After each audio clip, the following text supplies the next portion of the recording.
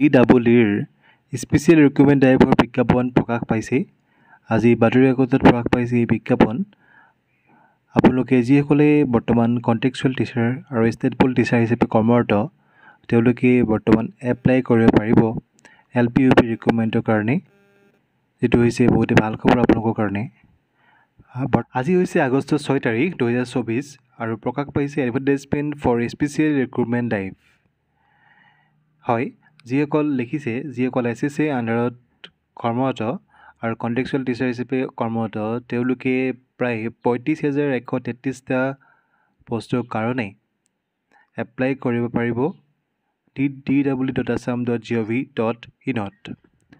আৰু কণ্ডিশ্যনটোৰ কথা কৈছে যে 31 জুলাই 2024 পৰ্যন্ত আপোনালোক কণ্টেক্সুৱেল আৰু ষ্টেটফুল টিচাৰ হিচাপে কৰ্মৰত হ'ব লাগিব আৰু কণ্টিনিউ 5 year ছাৰ্ভিচত থাকিব লাগিব।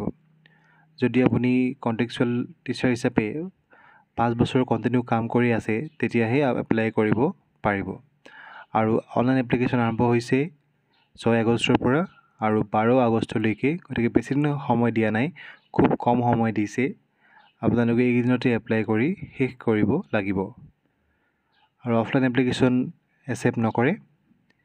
আৰু লিখিছে যে documents required to be notified on the online portal. আৰু সকলোখিনি ডকুমেণ্টছ আপোনালোকে অনলাইন পৰ্টেলত আপলোড কৰিব লাগিব।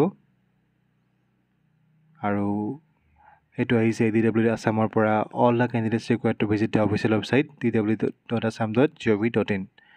গতিকে আপোনালোকৰ কাৰণে ভাল খবৰ। আপোনালোকৰ ৰেগুলাৰ হোৱাৰ যোনটো আশা হয়, সেই আশাটো বৰ্তমান ফুলফিল হ'ব গৈ আছে। প্ৰায় 35,000 পষ্টৰ কাৰণে ৰিক্ৰুটমেণ্ট প্ৰকাশ পালে।